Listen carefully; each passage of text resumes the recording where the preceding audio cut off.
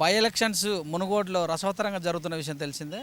ఎత్తులకు పై ఎత్తులు కూడా చూస్తూనే ఉన్నాం. మరి ఓటర్ నాడు ఎలా ఉన్నప్పటికీ కూడా కార్యకర్తలు కావచ్చు, పార్టీల నాయకులు ఓటర్ను ఒకటి నుంచి రోజులో 4-5 సార్లు 6-7 సార్లు కూడా టచ్ చేస్తున్న విషయాలు చూస్తున్నాం. మరి నాడు ఎలా ఉంది, ఓటర్ నాడు ఎలా ఉంది, ప్రజలు ఏం చెప్తున్నారు, ఒక్కొక్క గుర్తుతో ముందుకెళ్తున్న వారికి ఎలాంటి సమాధానాలు చెప్తున్నారు, ఒక్కొక్క ఇంట్లో 4-5 ఓట్లు ఉన్న వాళ్ళు ఏం చెప్తున్నారు అన్న అంశాన్ని ప్రస్తుతం మనం చౌటుప్పల్ మున్సిపాలిటీలో ఉన్నటువంటి 9వ వార్డులో ప్రచారం చేస్తున్నటువంటి భారతీయ జనతా పార్టీ శ్రీధర్ గారు కావచ్చు, వినోద్ యాదవ్ గారు కావచ్చు, రవీంద్ర గారు కావచ్చు, మొత్తం మీద చూస్తే వీళ్ళందరూ ఇక్కడ ఉన్నారు. వారిని అడుగుతుంది. చెప్పండి వినోద్ యాదవ్ గారు, ఎలా ఉంది? ఆత్మీయ సమ్మేళనాలు కూడా పెడుతుంది ప్రభుత్వము, ఒక్కొక్క కులానికి ఒక్కొక్క అష్యూరెన్స్ ఇస్తూ ముందుకెళ్తుంది. సో ప్రతిపక్షంగా మరి ఇక్కడ ఎలాంటి సవాళ్ళు ఎదుర్కొనే అవకాశం ఉంది మీరు? అందరికీ నమస్కారం అండి. ఈరోజు తెలంగాణ రాష్ట్రంలో మునుగోడు ఎలక్షన్ ఒక స్పెషల్ అట్రాక్షన్ అయిపోయింది. ఈ మునుగోడు ఎలక్షన్ పైనే రాజకీయ పార్టీల భవిష్యత్తు కూడా ఆధారపడుతున్న సంగతి మనందరికీ తెలిసిందే. కానీ ఇక్కడ చూస్తే బీజేపీకి ఎక్కువ అభిమానం ఉందండి. ఎందుకంటే వాళ్ళ దేశం అంతటా కూడా ఎక్కడ కూడా అవినీతి లేకుండా పాలన, ప్రతి డిపార్ట్మెంట్లో ఒక కొత్త రకమైన మార్పులు, ఇవాళ అందరికీ న్యాయం జరిగే విధంగా, మన హిందుత్వము ఒక అభివృద్ధి గురించి, మన హిందుత్వ దేవాలయాల అభివృద్ధి గురించి అట్లా చూసుకున్నా చాలామంది మన బీజేపీ పార్టీకే ఇష్టపడుతున్నారు, బీజేపీ పార్టీకే దగ్గర అవుతున్నారు. ఇవాళ యూత్ కూడా బీజేపీ మోడీ గారు చేస్తున్న అభివృద్ధి పైన యూతులు కూడా బీజేపీకి అట్రాక్ట్ అవుతున్నారు. అది కాకుండా ఇవాళ రాజగోపాల్ రెడ్డి గారికి స్పెషల్గా ఆయన సపరేట్గా ఒక మంచి ఇమేజ్ ఉందండి. ఏ ఊర్లో వెళ్ళినా, ఏ వార్డులో వెళ్ళినా, ఏ ఇంట్లో వెళ్ళినా సరే రాజగోపాల్ రెడ్డి మా ఇంటి మనిషి అని ఒక భావనని వ్యక్తం చేస్తున్నారు. సో ఇట్లా ఎన్ని రకాలుగా చూసుకున్నా, పార్టీ రకంగా చూసుకున్నా, ఆయన ఇండివిజువల్ రకంగా చూసుకున్నా, కార్యకర్తల రకంగా చూసుకున్నా, ముఖ్యంగా ఏంటంటే బీజేపీ ఆర్గనైజేషన్ పరంగా చాలా బలంగా ఉందండి. ఇక్కడ మా బూత్ కమిటీలు కానీ, మా పన్నా ప్రముఖులు కానీ, ఇక్కడ మా వ్యవస్థ ఏదైతే బీజేపీ ఢిల్లీ నుంచి గల్లీ వరకు ఏదైతే ఆర్గనైజేషన్ ఉందో అది చాలా బలంగా ఉంది. కార్యకర్తలు చాలా కష్టపడుతున్నారు. పబ్లిక్ కూడా మేము పోతుంటే స్వాగతం పలుకుతున్నారండి. చాలామంది యూత్ మీరు రావాల్సిన అవసరం లేదండి, మేము ఖచ్చితంగా బీజేపీకి వేస్తాం. రాజగోపాల్ రెడ్డి గారి ఫ్యాన్స్ ఏమో ఆల్రెడీ అట్లా అంటున్నారు. మోడీ గారిని ఇష్టపడే వాళ్ళు కూడా. దేశం ఒక కొత్త మార్పు అయిందండి. 8 సంవత్సరాలలో దేశంలో చాలా విభాగాల్లో మార్పు వచ్చింది. మేము అదే కోరుకుంటున్నాము. సో మేము ఖచ్చితంగా బీజేపీకే ఇవాళ ఇక్కడ అవకాశాలు ఉన్నాయండి. ఖచ్చితంగా బీజేపీ గెలవబోతుంది. సో అంటే మోడీ అండ్ రాజగోపాల్ రెడ్డిది కాకుండా మరి ఇక్కడ ఉన్నటువంటి లోతుగా సమస్యలు ఏమైనా చెప్తున్నారా? సమస్యలు అంటే చూడండి, రాజగోపాల్ రెడ్డి గారు కాంగ్రెస్ ఎమ్మెల్యే ఉన్నప్పుడు చాలాసార్లు స్టేట్ గవర్నమెంట్లో టీఆర్ఎస్ వాళ్ళకి విన్నపమించడం జరిగింది ఇక్కడ సమస్యల గురించి. కానీ వాళ్ళు దేన్ని కూడా వాళ్ళు స్వార్థం చూపించారు వాళ్ళకి. అంటే ఈయన టీఆర్ఎస్ ఎమ్మెల్యే కాదు కాబట్టి ఈయన చెప్తున్న పనులు పట్టించుకోకుండా దాన్ని నిర్లక్ష్యం చేశారు. అయినా ఆ బాధని, ఆ ఆవేశాన్ని తట్టుకోలేకని వాళ్ళు రిజైన్ చేయాల్సి వచ్చింది. సో మళ్ళీ బీజేపీ నుంచి వాళ్ళ బీజేపీ ఒక మంచి ఎదుగుదలలో ఉంది, మంచి నీతివంత పార్టీ అని చెప్పి ఆయన బీజేపీని ఎన్నుకున్నారు. సో ఇవాళ ఆయన ఈ మునుగోడు అసెంబ్లీని టీఆర్ఎస్ పార్టీ నిర్లక్ష్యం చేసింది కాబట్టి ఆయన రాజీనామా చేయడము.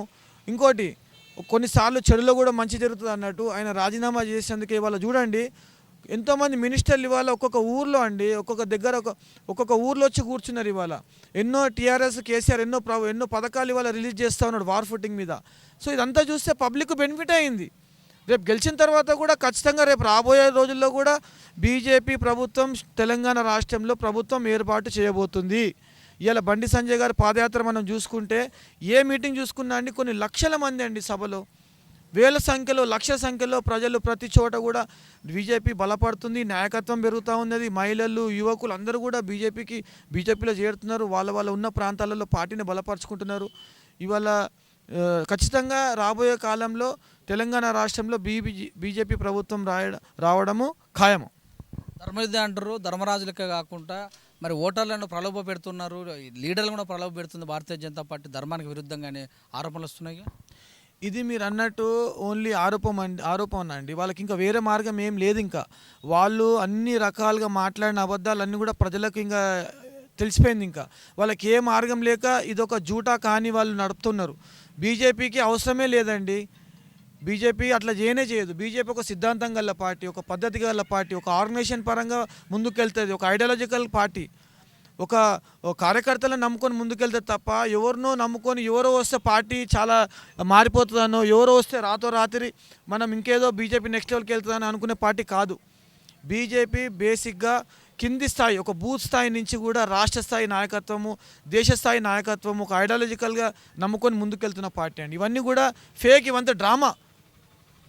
గతంలో కాంగ్రెస్ నుంచి పోటీ చేసి గెలిచినటువంటి సిపిఐ, సిపిఎం మద్దతుతో గెలిచారు. ఇప్పుడు ఏకదాటిగా ఒక బీజేపీతో బయటపడతారా అనే ఆలోచన ఉందా? ఇప్పుడు పబ్లిక్ తెలిసిపోయిందండి. ఒకప్పుడు కమ్యూనిస్ట్ పార్టీ కూడా కొద్దిగా బలంగా ఉండే, కానీ వాళ్ళు కూడా ఎంతసేపు ధర్నాలు చేయడము, జెండాలు పట్టించుకొని జేజే కొట్టించడము, స్తూపాలు కట్టడం తప్ప ఇది కానీ నిజంగా కూడా వాళ్ళు దేశాన్ని కానీ వాళ్ళు నమ్ముకున్న వాళ్ళని కానీ ఒక నెక్స్ట్ లెవెల్కి తీసుకెళ్ళలేకపోయినరు.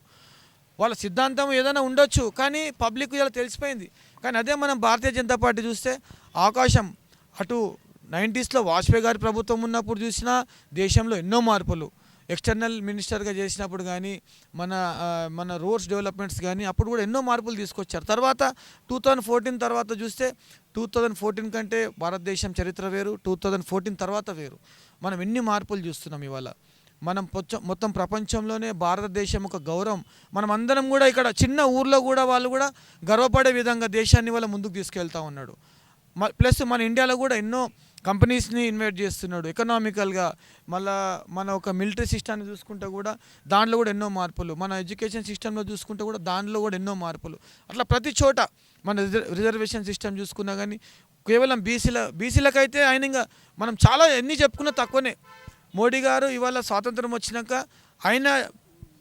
ఆయన బీసీలకు చేసినంత ఏ ప్రభుత్వం చేయలేదండి. అట్లాగే ఎకనామికల్గా బ్యాక్ ఉన్న వాళ్ళకు ఒక 10% రిజర్వేషన్. అంటే అన్ని రకాలుగా అన్ని చోట్ల ఎవరికి కూడా అందరికీ న్యాయం జరిగే విధంగా బీజేపీ సిద్ధాంతంలోనే ఉందండి. అంత్యోదయ అంటే చిట్ట చివర ఉన్నవాడికి కూడా ప్రభుత్వం ఒక ఫలాలు అందరికీ సమానంగా అందాలని ఏదైతే సిద్ధాంతం ఉందో ఆ సిద్ధాంతం ఇవాళ భారతదేశంలో ప్రతి మూల గ్రామాలలో కూడా ఇంప్లిమెంట్ అవుతుందండి. మేక్ ఇన్ ఇండియా అంటారు, కానీ ఫ్లాగ్ హోస్టింగ్ జెండాలు కూడా చైనా నుంచి తెప్పించుకోవాల్సిన పరిస్థితి ఏర్పడింది. 8 సంవత్సరాల్లో ఊదగొట్టే ఉపన్యాసాలు, ప్రసంగాలకు, అడ్వర్టైజ్మెంట్లకు డబ్బులు మాత్రం ఖర్చు పెడుతున్నటువంటి ఒక ప్రచారం జరుగుతుందిగా. ఇప్పుడు దాంట్లో మీ దగ్గర ఏదైనా వాస్తవమైన ప్రూఫ్ ఉంటే తీసుకురండి, చూపించండి. కానీ ఇప్పుడు ఒక పెద్ద సంఘటన అండి, కొన్ని లక్షలలో ఆ రోజు ఫ్లాగ్స్ తయారు చేశారు. కొన్ని మన ఇండియాలో ఉన్న ప్రతి ఫ్యాక్టరీలో ఆ రోజు జెండాలే తయారైనాయండి. దాని ద్వారానే రీచ్ అయినాము. ఇప్పుడు మీరు అడిగిన ప్రశ్న అది వేరే వాళ్ళు ఒక అపోహ క్రియేట్ చేశారు. అది ఏం అవసరం ఉందండి? మన దగ్గర ఇండస్ట్రీలు లేవా? మన దగ్గర లేబర్ లేదా? మన దగ్గర కెపాసిటీ లేదా? ఎందుకు లేదు? వాళ్ళు ఏంటంటే ఆ సిల్క్ క్లాత్ చూసో లేకపోతే ఇంకేదో ఒక అపోహ, అంటే ఏదైనా ఒక బ్లేమ్ చేయాలా. ఇది అలవాటు అయిపోయింది. ఒక ప్రభుత్వం కానీ ఒక వ్యక్తులు మంచి పని చేస్తున్నప్పుడు దాన్ని వేరే విధంగా బ్లేమ్ చేయాలనే ప్రయత్నమే తప్ప అవన్నీ కూడా అవాస్తవాలు. ఏం చెప్తారు ఓటర్లకు ఏ విషయంలో? జరగబోయే ఎలక్షన్లో ఇప్పుడు బీజేపీ ఎప్పుడైనా ధర్మం వైపు నిలబడే పార్టీ. రాజగోపాల్ రెడ్డి గారు మచ్చలేని నాయకుడు. ఇవాళ ఆల్రెడీ ప్రచారానికి చూసినా ఏ విధంగా చూసుకున్నా టీఆర్ఎస్ నాయకుడికి కనీసం మాట్లాడానికి రావట్లేదండి. ఆయన ఒకటి పలకపోయి ఒకటి పలుకుతున్నాడు. మనం ఆ రోజు చూసినాం, పబ్లిక్గా చూసినాం, నేను చెప్పడం కాదు.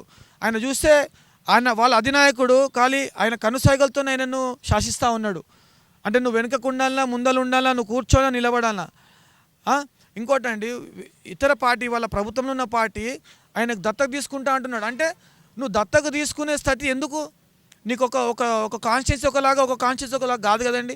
ఎవరు మెహర్బానీ అవసరమా అండి? డెమోక్రసీలో, ప్రజాస్వామ్యంలో ఎవరు దత్తత తీసుకోవడము, ఎవరి దయాదాక్షిణ్యాలు అవసరమా?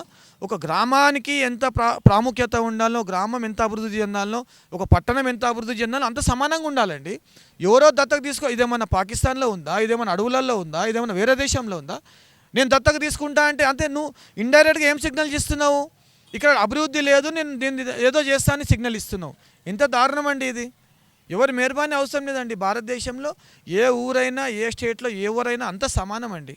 ఖచ్చితంగా బీజేపీ ఎప్పుడైనా ధర్మం వైపే ఉంటుంది, ధర్మం కోసం పోరాడుతుంది. ఖచ్చితంగా ప్రజలకు కూడా అదే నచ్చుతుంది. ఖచ్చితంగా ఇక్కడ మునుగోడులో కూడా బీజేపీ గెలుస్తుందండి. రాష్ట్రాలలో ఎన్నికలు స్టార్ట్ అయినప్పుడు కార్గిల్ ఉద్యమం అని, లేకపోతే సర్జికల్ స్ట్రైక్ అని, ఇలాగా చైనా మీద పోరాటం అని, లేకపోతే చైనా మన మీద వస్తుందని, ఇలాంటి ఉద్యమాలు, కృత్రిమ ఉద్యమాలు సృష్టించి ఓటు రాబట్టుకోవాలనుకుంటుంది. కానీ ముందుగోడు ఈ యొక్క ఎలక్షన్లో అలాంటి ఏం లేదు కదా. ఇప్పుడు వాళ్ళకి అంత సీన్ లేదు కానీ అంటారుగా. ఖచ్చితంగా మీరే జవాబు చెప్పారు, మీరే క్వశ్చన్ వేశారు, మీరే ఆన్సర్ చెప్పారు. అంటే మీ మనసులో కూడా క్లారిటీ ఉన్నది, మీరే చెప్పేశారు. కృత్రిమ ఎన్నో క్రియేట్ చేసి అవన్నీ వాళ్ళు ఫెయిల్ అయ్యారు కాబట్టి ఇక్కడ లేదు. మీకు చాలా ధన్యవాదాలు. V6 మీ పేరేమన్నారు? V3 న్యూస్ రిపోర్టర్ కూడా ధన్యవాదాలు. సో సేమ్ అదే, వాళ్ళకి ఇంకా వేరే మార్గం ఏం లేదండి. ఒక డబ్బులు పంచడము, మద్యం పంచడము. బీజేపీలో ఆ సిస్టమ్ లేదండి. మద్యం పంచడము, మభ్యపెట్టడము, ఏదో అంటే అప్పటికి తాత్కాలికమైన అది చెప్పేసి దాటేయడం బీజేపీ ఉద్దేశం కాదు. ఇవాళ ఒకసారి 1980 నుంచి లెక్క పెడదాం. అంతకుముందు జనతా బీజేపీ చాలా 1962 నుంచి ఉన్నది. 1980 నుంచి కూడా చూసినా ఎక్కడ కూడా అవినీతి లేకుండా ఇవాళ బీజేపీ కేవలం ఇద్దరు ఎంపీలతో స్టార్ట్ అయిన జర్నీ ఇవాళ దేశంలో ప్రభుత్వాన్ని ఏర్పాటు చేయగలిగినాం. అది కూడా ఎక్కడ అవినీతి లేకుండా, ఎక్కడ కరప్షన్ లేకుండా, మన సిద్ధాంతాన్ని ఎక్కడ కూడా మనము ఇది చేయకుండా. జై శ్రీరామ్. మునుగోడు నియోజకవర్గం నుంచి నేను కూడా సవాల్ చేస్తున్నా. మరో ఉప ఎన్నిక కూడా రాబోతుంది. షకీల్ గారు కూడా రాజీనామాకు సిద్ధంగా ఉండాలి. రాజగోపాల్ రెడ్డి 100% విన్ను, రాజీనామాకు సిద్ధంగా ఉండాలని నేను షకీల్కు సవాల్ చేస్తున్నా. జనతా పార్టీ కమలం పువ్వు గుర్తుకే, కమలం పువ్వు గుర్తుకే, రాజగోపాల్ రెడ్డి గారి నాయకత్వం, రాజగోపాల్ రెడ్డి గారి నాయకత్వం, రాజగోపాల్ రెడ్డి గారి నాయకత్వం, రాజగోపాల్ రెడ్డి కమలం పువ్వు గుర్తుకే, కమలం పువ్వు గుర్తుకే, రాజగోపాల్ రెడ్డి కమలం పువ్వు గుర్తుకే, గుర్తులే గుర్తుంచుకో, గుర్తులే గుర్తుంచుకో, రాజగోపాల్ రెడ్డి కమలం పువ్వు గుర్తుకే. జై జై మాతా, కమలం జోరు, కమలం జోరు, కమలం జోరు. వద్దురా నాయన, వద్దురా నాయన, వద్దురా నాయన, వద్దురా నాయన, కమలం గుర్తుకే, కమలం గుర్తుకే. సాలుదరా, సాలుదరా, సాలుదరా, జై జై జై జై జై జై మాతా,